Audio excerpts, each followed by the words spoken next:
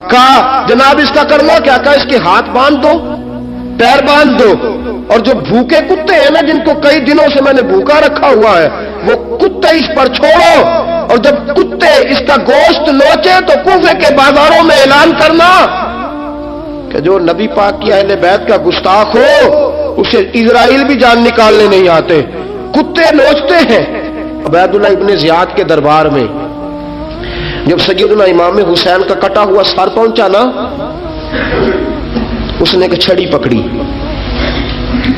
اور چھڑی پکڑ کے نا تو امام حسین کے لبوں پہ مارنے لگا، کہنے لگا تجھے کہا تھا نا بات مان جا، کٹا ہوا سر تشت میں رکھا ہے، تجھے کہا تھا نا بات مان جا۔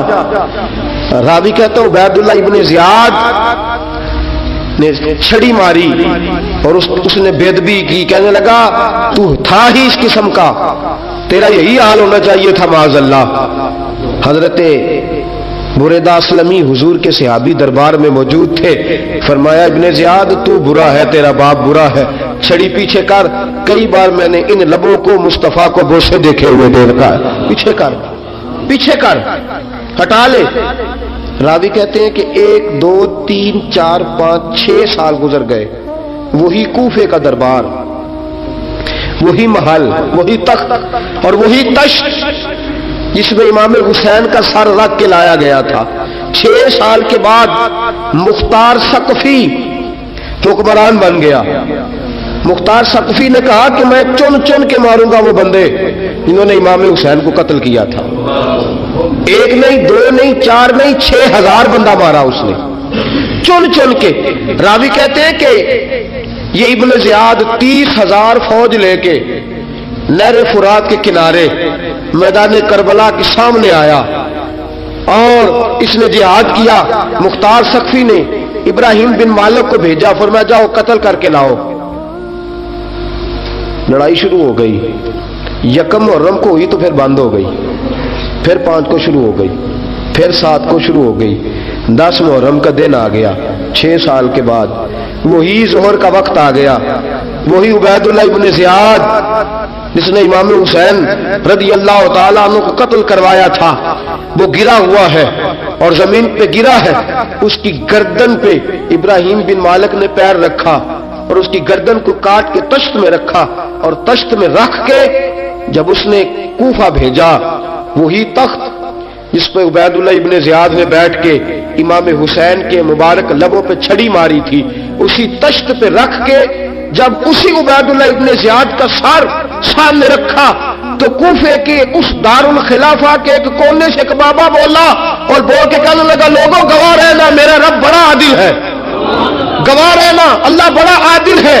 چیختا ہے، کونے سے پکارتا، کہتا لوگوں عدل ہو گیا، انصاف ہو گیا، عدل ہو گیا، انصاف۔ دیکھو دیکھو، جب حسین کا سر آیا تھا ابن زیاد نے گستاخی کی تھی تو کونے سے آوازیں نکلنے لگی تھی کہ زیاد برا ہے، حسین اچھا ہے۔ آج ابن زیاد کا سر آیا ہے، آواز پھر کونے سے نکلی ہے، لیکن آواز کیا گونج رہی ہے؟ آواز پھر وہی گونج رہی ہے، زیاد ابن زیاد برا تھا، حسین کو اللہ نے بڑی عزت عطا فرما رکھی۔ مکافات عمل، مکافات عمل، اللہ غافل نہیں ظالم جو کام کرتے، اللہ غافل نہیں۔ 6 سال کے بعد وہی دن، وہی وقت، وہی گھڑی، وہی لمحہ، وہی سارا نظام، وہی دربار۔ انسان ڈرتا نہیں، انسان باز آتا، عبرت پکڑتا۔ ابن زیاد اس وقت کہتا تھا کہ میں جاؤں حسین کے پاس، یہ میں جو ہوتی ہے یہ مروا دیتی ہے۔ شیطان نے کہا تھا آنا خیر منہم، میں بہتر ہوں، بس ختم ہو گیا، ختم ہو گیا۔ ابن زیاد قتل ہوا، وہی تاریخ، وہی زمانہ، اللہ کریم نے اس کو ذلت کی موت دی، مرا، اور 30,000 فوج لے کے نکلا تھا، پھر بھی بچ سکا نہیں۔ یہ ابن زیاد کا حال ہوا۔ ابن سعد صحابی کا بیٹا تھا، نبی پاک علیہ السلام کے پیارے صحابی کا بیٹا تھا۔ جناب سعد بن نبی وقاص کی اولاد تھی، لیکن یاد رکھنا اگر ایک صحابی کا بیٹا یزید بن سکتا ہے تو دوسرے کا ابن سعد بھی بن سکتا ہے، اور صرف یوں ہی توجہ نہ کیا کرو، ابو جہل کا بیٹا بھی تو صحابی رسول بن گیا تھا نا. یخرج الحی من المیت و یخرج المیت من الحی. رب فرماتا ہے میں زندوں سے مردے اور مردوں سے زندے نکال دیا کرتا ہوں. میں کبھی کبھی کعبے کے اندر بت بھی رکھوا دیتا ہوں. گھر میرا اور میرے ہی شریک اس گھر کے اندر راج کرتے رہتے، میری بے نیازی ہے، کچھ کا کچھ کر دیتا ہوں. ابن سعد مختار حکمران بنا تو مختار ثقفی نے ابن سعد کے بیٹے حفص کو بلایا. اور مزے کی بات یہ ہے کہ مختار جو بعد میں حکمران بنا نا، بڑی یاری تھی اس کی ابن سعد کے ساتھ. جتنے قاتلان امام حسین تھے وہ کوفہ چھوڑ کے بھاگ گئے، دوڑ گئے. اور ایک بات یاد رکھنا، ظالم بزدل ہوتا ہے، ظالم بزدل ہوتا ہے، اس کے اندر وہ اطمینان نہیں ہوتا، تو ڈر لگتا. بھاگ گئے سارے کوفہ چھوڑ کے. لیکن ابن سعد نے کہا مختار میرا یار ہے، مجھے کچھ نہیں کہے گا. اس کے گھر والوں نے سمجھایا کہ تو دوڑ جا، تیرا تو ظلم بھی بہت زیادہ ہے، دوڑ جا تو. اس نے کہا نہیں میرا یار ہے، مجھے کچھ نہیں کہے گا. اس نے کہا تو نبی پاک کے نواسوں کا نہیں بنا تو تیرا یار تیرا بنے گا. تو رسول پاک علیہ السلام کے خاندان کا نہیں بنا، ان کا تو نے احترام نہیں کیا، یاری کا. اس نے کہا نہیں مجھے کچھ نہیں کہنے والا، تم چھوڑو اس بات کو. حفص کو پیغام بھیجا، بیٹا آیا. مختار نے کہا تیرا باپ کدھر ہے؟ تو کہا جی ابا جی اب باہر نہیں نکلتے، بس گھر کے کونے میں بیٹھ کے اللہ اللہ کرتے ہیں. اس نے کہا اچھا کیا کرتے ہیں؟ کہا جی گوشہ نشین ہو گئے. اس نے کہا اب تیرا باپ گوشہ نشین ہوا ہے؟ اب گوشہ نشین ہوا ہے. بھیڑیے سے لومڑی نے کہا کہ جاؤ شکار کر لو. تو بھیڑیا کہنے لگا، بوڑھا ہو گیا تھا نا، بھیڑیا کہنے لگا نہیں میں نیک ہو گیا ہوں، میں نے شکار کرنا چھوڑ دیا ہے، میں کسی جانور کو تنگ نہیں کرتا. تو لومڑی کہنے لگی نہیں بادشاہ سچی بات کر، اب تجھ سے دوڑا ہی نہیں جاتا، اب شکار پکڑا جاتا، اب تجھ سے دوڑا نہیں جاتا، پکڑ. اب تیرے اندر آج بھی طاقت آئے تو کم کرے نہ، تو اب بھی چھوڑنے والا، اب تجھ سے دوڑا نہیں جاتا. ملا رومی فرماتے ہیں بوڑھا ہو کے تو بھیڑیا بھی نیک ہو جاتا ہے. کہا کہ جاؤ تمہیں بلا رہا ہے. کہا نہیں جی میرے ابا جی نا آپ اندر رہ کے اللہ اللہ کرتے. اس نے کہا اسے اللہ اللہ یاد آئی ہے، اب اللہ اللہ یاد آئی ہے، کچھ گناہ ایسے ہیں جو رب معاف نہیں کرے گا. فرمایا وہ جتنی مرضی نمازیں پڑھے، جتنے مرضی روزے رکھے، جتنی مرضی نفل پڑھے، سارا کچھ کر لے، لیکن اللہ کبھی حسین کے گستاخ کو معاف نہیں کرے گا، کبھی نہیں معاف کرے گا. اس لیے کہ جو حسین کا بے ادب ہے وہ دراصل رسول پاک کا بے ادب ہے. اللہ اسے معاف کرے گا؟ ظالم ہے، اس نے ظلم کیا. ابھی 6 سال ہی تو گزرے تھے، 6 سال ہوئے صرف. ابن سعد بھیجا بیٹے کو، کہا جا اب اپنے باپ کو جا کے کہا تجھے مختار بلاتا ہے، بات سنے آ کے. ڈر گیا. میں نے کہا ظالم بزدل ہوتا ہے. کہنے لگا اس سے جا کے کہو میں نہیں آ سکتا، بیمار ہوں. اس نے کہا چلو وہ نہیں آ سکتا تو ہم تو جا سکتے ہیں نا، ہم تو جائیں گے نا. ابن سعد نے بھیجے 10-12 بندے، فرمایا جاؤ زندہ نہ لے کے آنا، میرے پاس زندہ نہ لے کے آنا. گئے بیٹے کو حفص کو گرفتار کر کے کھڑا کر دیا. اور جناب یہ جو ابن سعد تھا اس کو بھیجا، کہا جب تم اس تک پہنچو نا تو جا کے گردن مارنا اس کی، اور مجھے اس کی وجود نہیں دیکھنا، صرف کٹا ہوا سر دیکھنا ہے. گئے جا کے اس کو پکارا، کا مختار نے بھیجا ہے مارنے کے لیے. کہنے لگے مختار مجھے نہیں مار سکتا، میرا یار ہے. ابن سعد کہتا مختار مجھے مار سکتا، میرا یار ہے. ان فوجیوں میں سے ایک فوجی کہنے لگا اگر تم محمد کے نواسے کو مار سکتا تو تجھے بھی تیرا یار مار سکتا ہے صلی اللہ علیہ. اگر تو رسول پاک صلی اللہ تعالی علیہ وسلم کے نواسے کو قتل کر سکتا ہے، تو نے نبی کا حیا نہیں کیا، وہ یاری کا حیا کیوں کرے؟ تو نے ظلم کیا ہے، اب دیکھ تیرا حال کیا ہوتا ہے. گرفتار کر لیا، منتیں کرتا رہا. تاریخ ابن سعد کو بتا رہی تھی کہ ابن سعد تو ہاتھ باندھتا ہے، پاؤں پکڑتا ہے، ذرا یاد کر میدان کربلا تجھے اپنی باری آئی ہے تو تو ہاتھ باندھتا ہے. میدان کربلا یاد کر، حسین نے بھائی کی بھی لاش اٹھائی تھی، حسین نے جوان بیٹے کی میت بھی اٹھائی تھی، 6 مہینے کا علی اصغر بھی اس کی گود میں دم توڑ گیا تھا، اس کی بیٹیاں پیچھے تھی، بہن پیچھے تھی، بھانجیاں پیچھے تھی، بھتیجیاں پیچھے تھی، لیکن حسین نے ایک بار بھی ہاتھ نہیں باندھے۔ یہ کون ہے؟ اٹا ہوا، غبار سے پھٹا ہوا، ہزاروں کوفیوں کے درمیان وہ اکیلا ہی ڈٹا ہوا، یہ بال یقین حسین ہے، نبی کا نور عین ہے۔ فرمایا یہ وہ میدان کربلا بھی یاد کرنا، تو ظالم تھا نا، معافیاں مانگ رہا ہے۔ حسین رسول پاک کے نواسے تھے، ایک بار بھی معافی طلب، دیکھ منظر یاد کر، ابن سعد کا ایک ہی وار میں سر قلم کیا، ایک ہی وار میں۔ امام حسین پہ تو پہلے 82 زخم لگے تھے تلوار کے، 82 زخم تلوار کے، نیزوں کے، اور کئی نیزوں کی انیاں امام حسین کے وجود میں ٹوٹ گئی تھی۔ امام حسین رضی اللہ تعالیٰ عنہ پہلے ڈٹے رہے، جمے رہے، بڑی دیر کے بعد گر، پہلے ہی وار میں گر گیا۔ ابن سعد کا کٹا ہوا سر پہنچا تو بیٹا کھڑا تھا، مختار سقفی نے کہا کہ تیرا باپ میں نے مار دیا ہے، کہنے لگا کوئی مزہ نہیں رہا زندگی میں۔ اس نے کہا چلو ٹھیک ہے، تمہیں بھی مار دیتے ہیں۔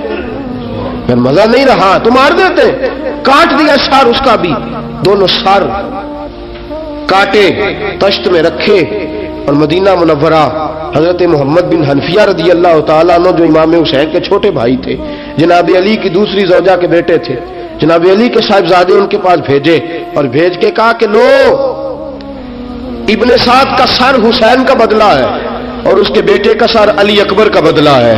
جب محمد بن حنفیہ کے پاس پہنچے تو آپ نے فرمایا یہ کمینوں کے سر میرے بھائی کے سر کا بدلہ ہو ہی نہیں سکتے، یہ کہاں حسین کا بدلہ ہو سکتے ہیں؟ وہ حسین ابن علی، وہ حسین ابن علی، حسین ابن علی کی شان رفت کوئی کیا جانے، حسن جانے، علی جانے، نبی جانے، خدا جانے۔ وہ حسین ابن علی کہ باپ جنہ دا ہر میدان اندر لڑدا رہا سی کل ایمان بن کے، ماں جنہ دی سجدۃ النساء ہوئے تے نانا عرش تے جاوے مہمان بن کے۔ فرمایا یہ حسین کا بدلہ ہو سکتے ہیں؟ وہ خولی بن یزید، خولی بن یزید جس نے امام حسین کا سر کاٹا تھا، پتہ چلا نا، دیکھیں نا امام حسین کو کتنے موقع ملے تھے کربلا سے جانے کے، پہلے موقع پر ہی اور بن یزید نے کہا کہ امام آپ جانا چاہے تو میں رستے کھول دیتا ہوں، آپ تشریف لے جائیں۔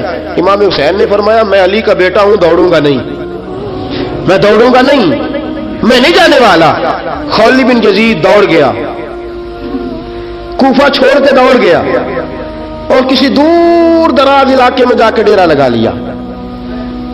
پھر وہاں سے واپس آیا ایک دن، کسی نے کہا امن ہو گیا، آ گیا دوبارہ کوفے۔ مختار کو پتا چلا کہ آ گیا ہے، پھنس گیا ہے، گھر پہنچ گیا ہے۔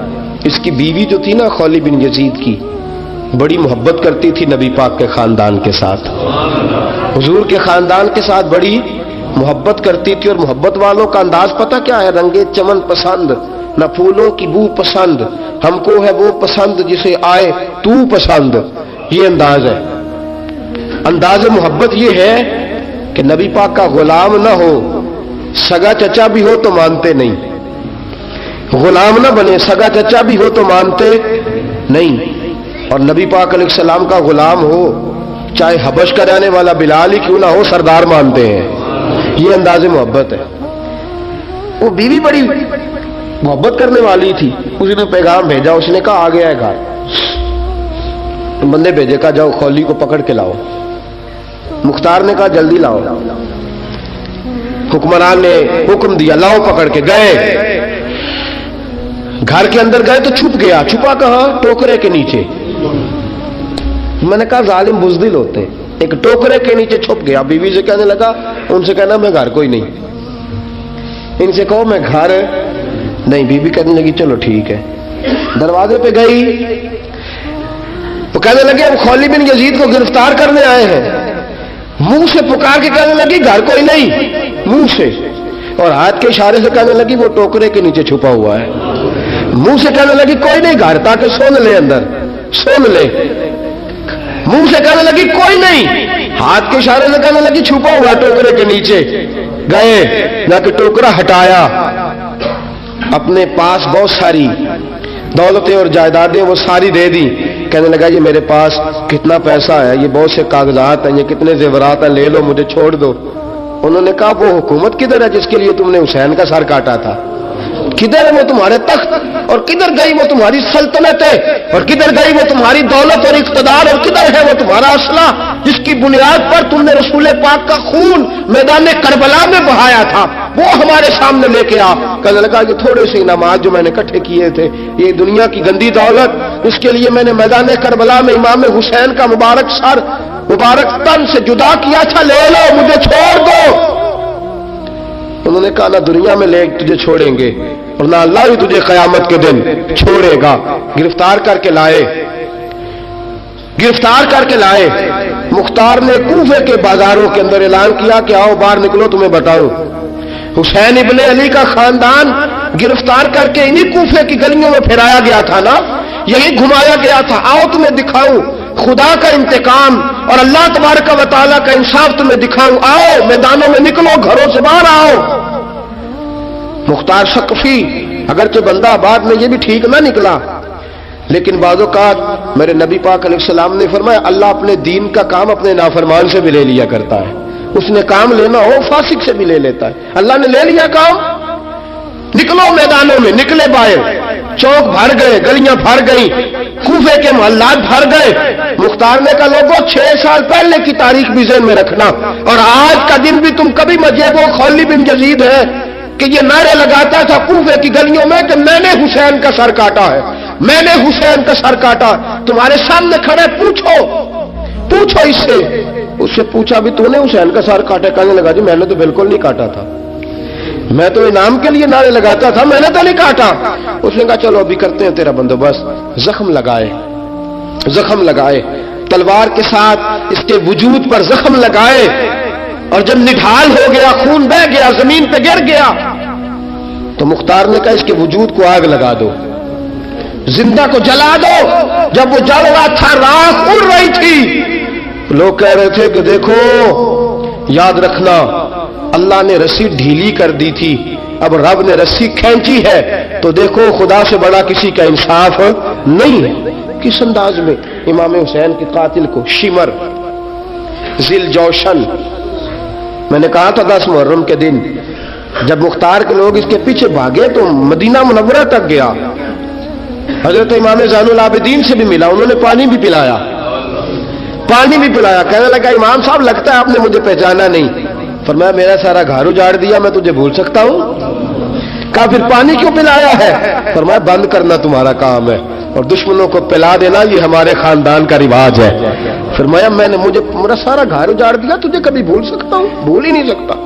लेकिन चूंकि हमारे घर का कोई मिजाज ही थोड़ा मुनफरद है, हमारा कोई अंदाज ही थोड़ा मुख्तलिफ है। शिमर दौड़ता इमाम ज़ैनुल आबिदीन से कहने लगा पनाह, मुझे पनाह मिलेगी?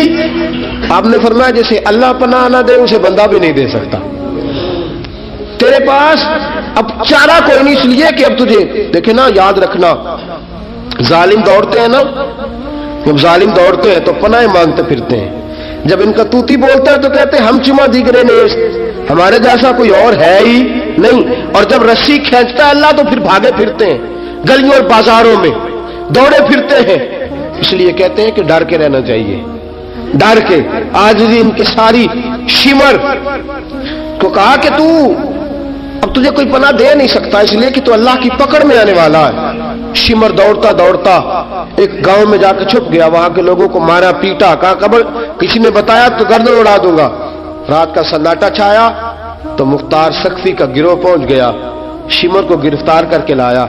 मुख्तार सकफी ने कहा कि इसके ना हाथ और पैर बांधो, ये पानी बंद करता था मेरे इमाम के बच्चों पर, ये पानी बंद, और नारे लगाता था, खड़ा होकर कहता था कि इमाम पानी जानवरों को दूंगा, दरिंदों परिंदों चिरिंदों को दूंगा, लेकिन अगर अली असगर मांगेगा तो फिर नहीं दूंगा, अली अकबर मांगेगा तो फिर नहीं दूंगा, अब्बास मांगेंगे तो फिर नहीं दूंगा, अगर ज़ैनुल आबिदीन मांगेंगे तो नहीं दूंगा, सकीना शहरबानो और ज़ैनब को पानी नहीं मिलेगा, बाकी सारी कायनात पिएगी, आपको नहीं मिलेगा।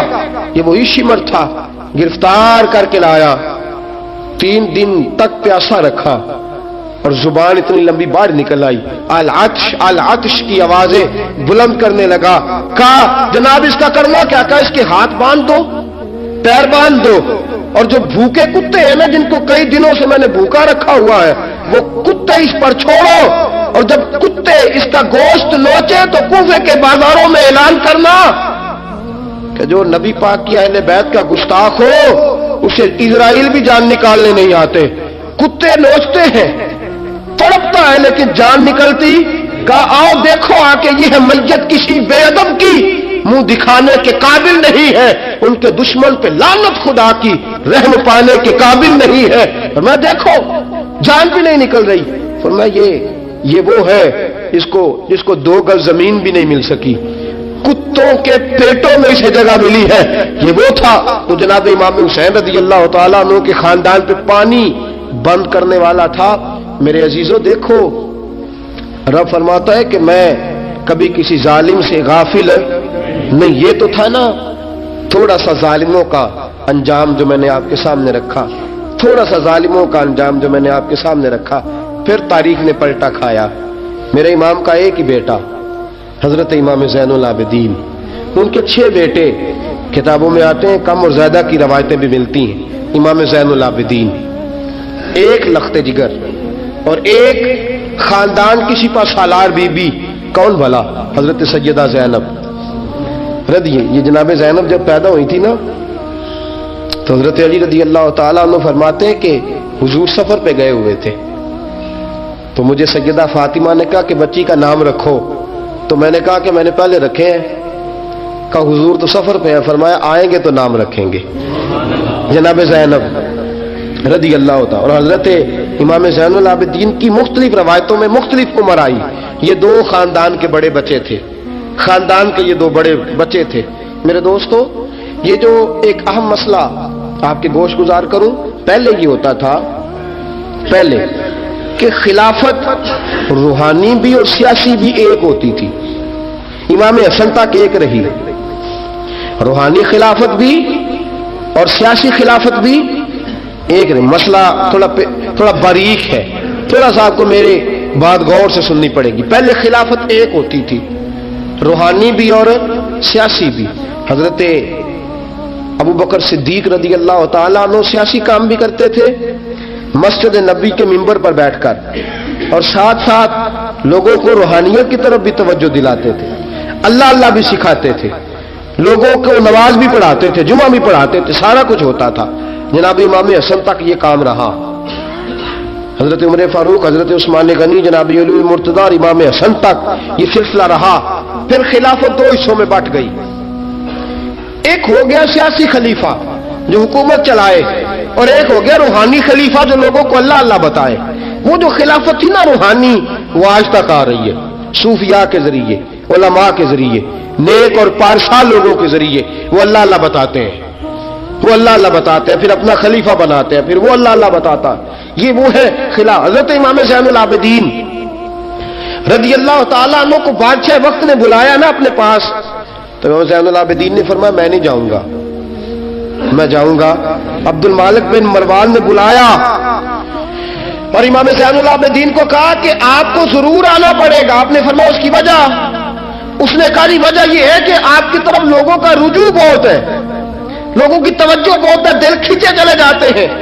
امام زین العابدین نے فرمایا سارا زمانہ بھی میری طرف آئے، پھر میں بادشاہ کے دربار میں، بادشاہ بزرگوں کے پاس آئے تو ان کی عزت بڑھتی ہے، اور اگر نیک لوگ بادشاہوں کے دروازوں پہ جائیں تو ان کی عزت گھٹتی ہے۔ فرمایا میں نہیں جاؤں گا۔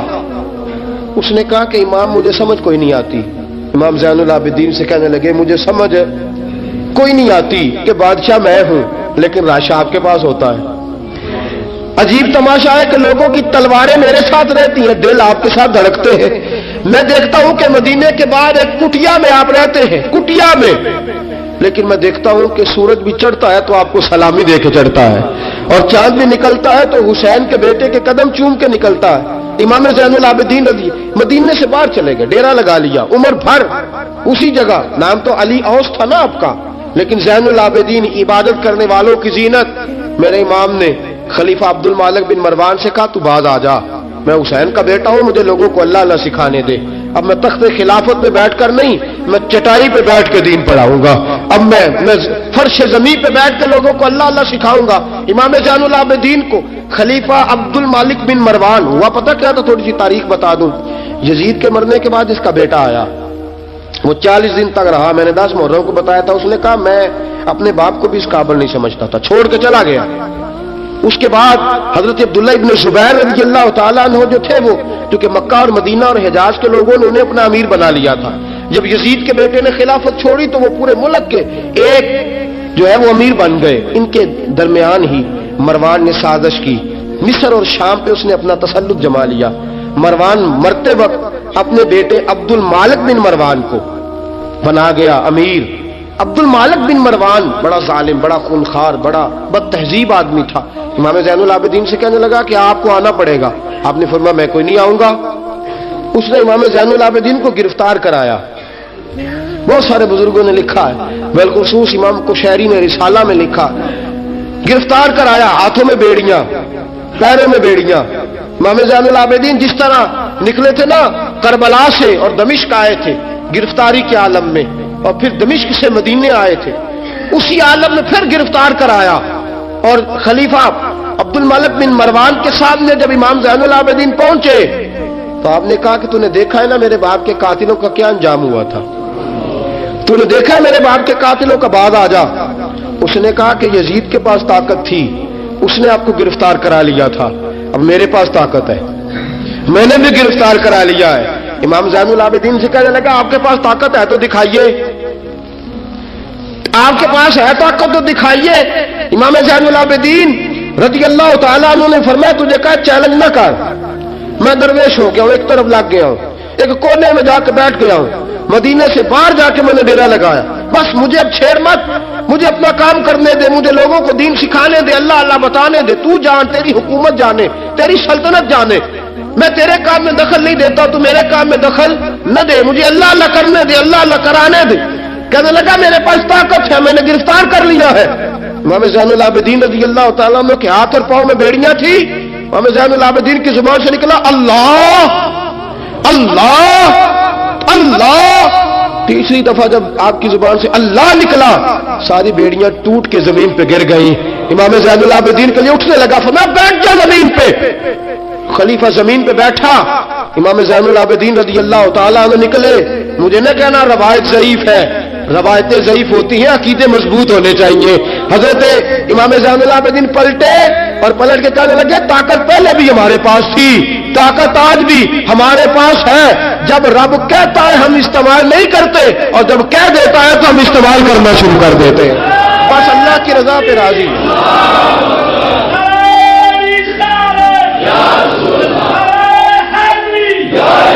جب اللہ کہتا ہے تو استعمال کرتے ہیں۔ امام زین العابدین خلیفۃ المسلمین امیر المومنین امام حسن کے بھتیجے جناب علی کے پاس 3 سال رہے تھے، وہ تو کٹ گئے سارے، لیکن میرے امام زین العابدین اگرچہ حکومت نہیں لی لیکن دلوں پہ حکومت کرتے رہے، دلوں پہ۔ یہی خلیفہ عبد الملک بن مروان، دیکھو کہتے ہیں جادو ہو جو سر چڑھ کے بولے، اور حقیقت چھپ نہیں سکتی بناوٹ کے اصولوں سے، اور خوشبو آ نہیں سکتی کبھی کاغذ کے پھولوں سے۔